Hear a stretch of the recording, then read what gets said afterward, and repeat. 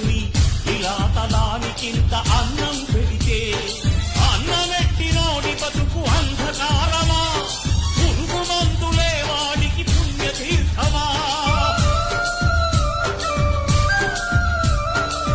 రైతులు బయటని లేబరు జనమని కూలి రైతు ముద్ర వేసి కుంగదీయ చూస్తే